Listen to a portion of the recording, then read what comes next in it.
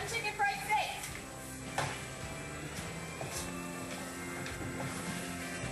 Welcome to the Bonjour. Can I help you? So just give a holler if you need help with anything at all. Great, thanks. How long you and your girlfriend fixing to stay here in Paris? Well, she's not really, well, I don't know. We just got jobs at the cafe down the street, so. Yeah.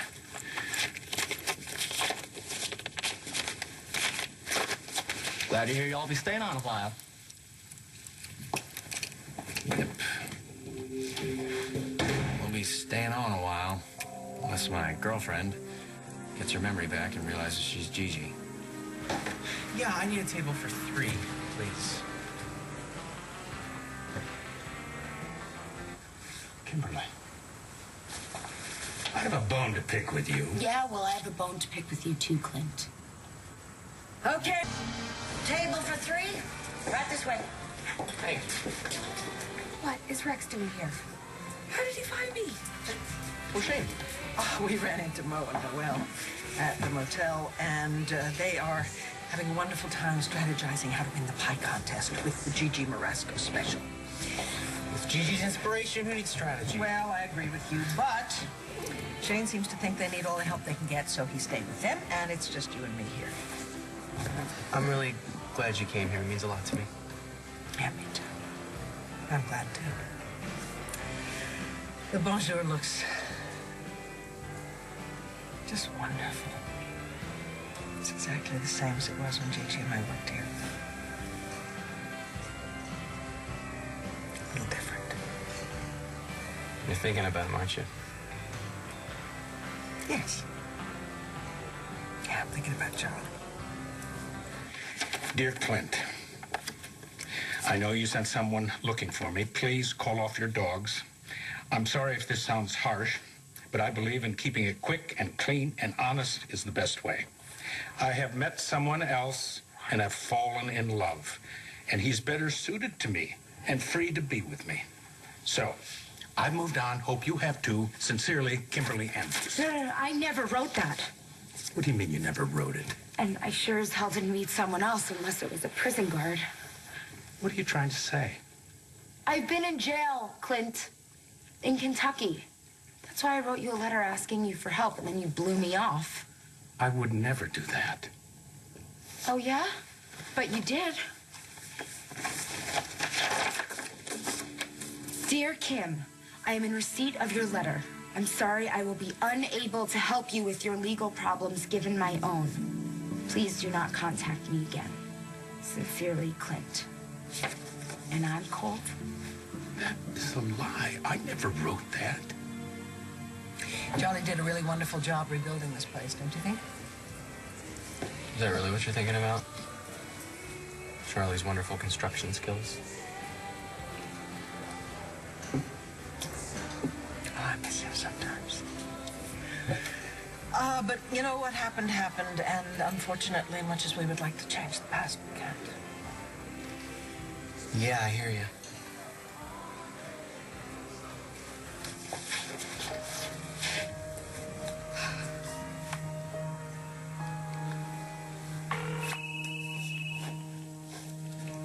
Hello? Cutter, it's me.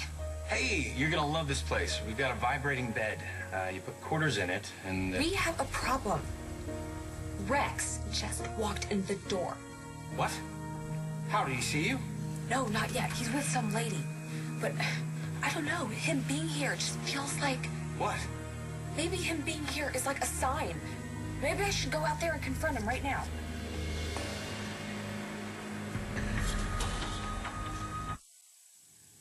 I would never treat you that way, especially if you were asking for help. Oh, my God. So, if you didn't write this letter... And you didn't write this one. Then who would ever do something? Cutter. This can't just be a coincidence. There has to be something behind it. I just don't know what it is. Well, what am I supposed to do? I can't just hide here until he leaves. Just stay out of sight. I'll be right there.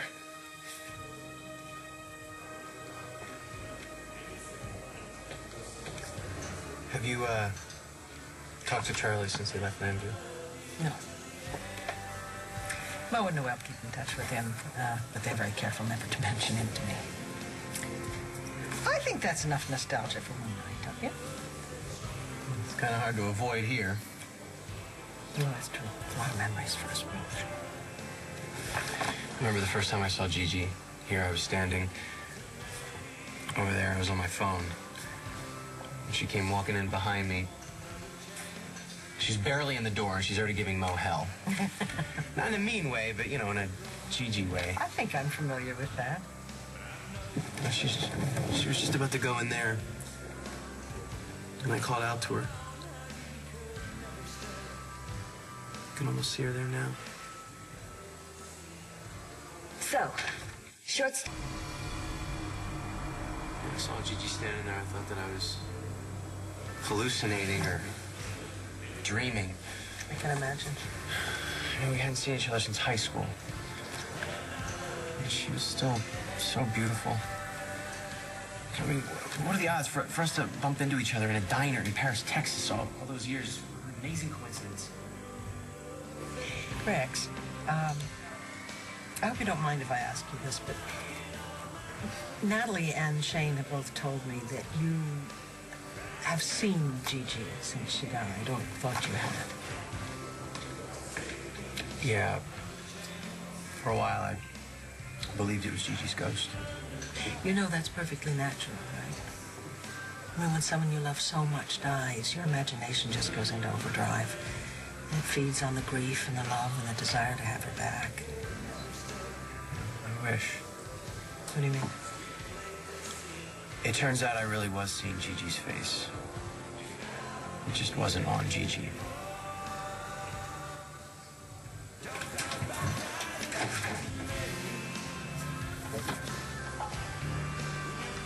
Oh, the one with Rex is Viki? Oh, great. Can't get to Gigi, the kitchen, without Rex and Viki seeing me. Hey, stranger. Have you heard the good news? Not lately. You don't mean Cutter Wentworth, do you? That's exactly who I mean. What does that snake have to do with you or these letters? Dad, I dropped Liam off. What is this crazy bitch doing here? Get out of this house and leave my father alone. Natalie, stop it. Not this time. Dad, you can't be serious. Kimberly is my guest, and I say if and when she goes. I cannot believe you would let her back in this house. After everything that she's done? I mean, are you really going to keep making the same mistakes? This is none of your business. This is between me and Kimberly. You heard the man. Fine. Don't say I didn't warn you.